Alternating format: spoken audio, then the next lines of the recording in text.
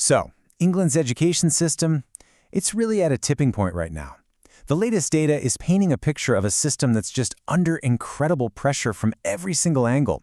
We're talking funding gaps, teacher shortages, and the very real struggles happening inside the classroom every day. Let's break down what's really going on. Okay, let's kick things off with just one number, but wow, it's a big one. £6 billion. That is the estimated funding gap just for supporting students with special educational needs and disabilities, or SEND. And the thing is, the government's basically kicking the can down the road until 2027, leaving schools and local councils to somehow manage this crisis on their own. And, that kind of financial strain, it has a very real human cost. 166,000 pupils in England are now classified as severely absent. The school's inspector at Ofsted has even called it an absolute scandal. And this isn't just about kids skipping school. It's a huge red flag that the system is failing to connect with thousands of its most vulnerable children. So to really get a grip on all of this, we're going to look at 5 key areas. First up, the student experience. Then we'll dive into the support crisis and the challenges for teachers. After that, we'll check out the policy responses. And finally, what's looming on the horizon. All right, let's start where it matters most, right? The student experience. A quick look at the attendance data shows a trend that should really concern all of us. So, the overall absence rate is hanging around 6.8%. But when you break it down, that's where you see the real picture. It's about 5.5% in primary schools, but then it jumps to over 8% in secondary. And in special schools, get this, a staggering 13%. That's more than double the primary rate. I mean, that disparity tells you exactly where the system is feeling the most pressure. And this ties right back to what we were just talking about. Ofsted's own report spells it out.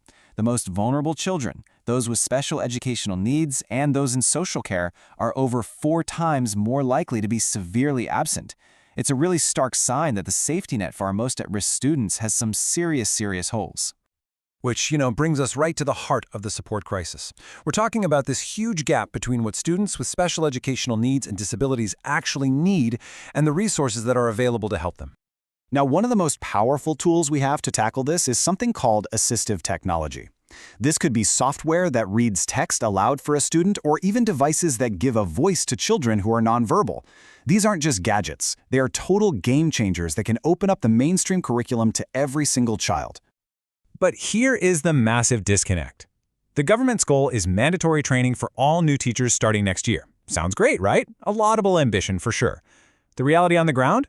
Well, a recent survey just dropped a bombshell. Almost half of the teachers in our classrooms right now have had 0 training in this tech. Absolutely none. This isn't just a gap, it's a chasm between what the policy says and what's actually happening in schools. And it goes deeper than just training.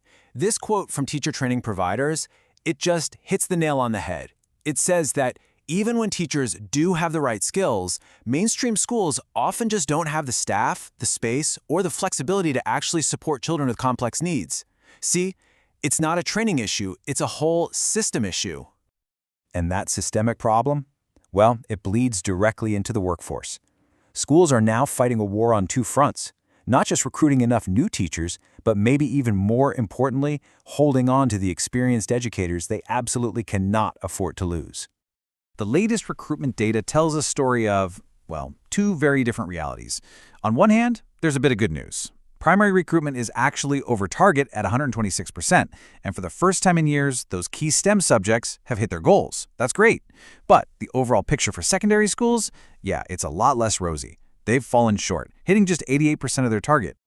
And if we dig into those secondary numbers a little bit more, you can see this as a long-term struggle.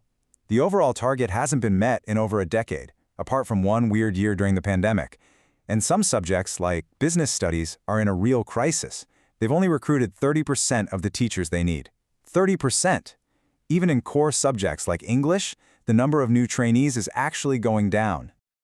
Okay, so it's not just about getting people in the door, it's about keeping them.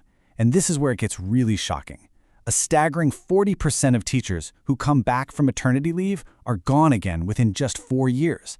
Think about that. That's a devastating brain drain of experienced, dedicated professionals that the system it can't afford to lose. So, with all these crises piling up, what are the policymakers actually doing about it? Let's take a look at some of the recent big ideas coming from the top, from bringing in AI to completely shaking up the school inspection system. All right, so to tackle that attendance crisis we talked about, the government rolled out an AI tool meant to help schools learn from each other. The problem? The rollout has been, well, a bit of a comedy of errors. This quote from a school leader just perfectly captures how absurd it's been. Being told to learn from a school hundreds of miles away, from their own school, or in some cases, from no school at all. It's just a clear sign of a tool that wasn't ready for prime time. So it's really no surprise that when you ask the people on the ground, they are, let's just say, deeply skeptical. A huge poll of 10,000 school staff found that 80% of head teachers and 82% of teachers have basically no faith that this AI scheme is going to make any difference at all. It just shows this huge disconnect between policies made in Whitehall and the day-to-day reality of running a school. Okay, the other massive policy shift has come from Ofsted. You know those single-word grades like outstanding or good that held so much power over schools? Well, as of this past September, they're gone. Scrapped. And in their place, we have a new, supposedly more nuanced report card system. But you see, this big change has created a whole new kind of chaos. So many of the government's flagship programs required a school to have a good or outstanding rating to even apply. So now the urgent question that unions are asking is, what's the new benchmark? What do schools do now? And right now, there's just crickets. No clear answer. The whole system is kind of stuck in limbo. All right, finally, let's look to the future.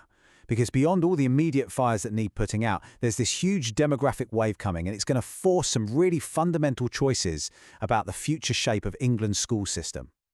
The highly respected Institute for Fiscal Studies is predicting a 6% drop in the number of school-age kids in England over the next decade. And since school funding is tied directly to how many pupils you have, well, fewer students means less money for schools. It's as simple as that, even if the per-pupil funding stays the same. And this presents policymakers with a massive choice, a real fork in the road. Do they prop up the system as it is, with big funding top-ups, which could mean bigger class sizes? Or do they shrink the system to fit this new reality, which, let's be honest, inevitably means closing schools and losing teachers? There are absolutely no easy answers here. And the path they choose, well, that's going to define English education for a generation to come.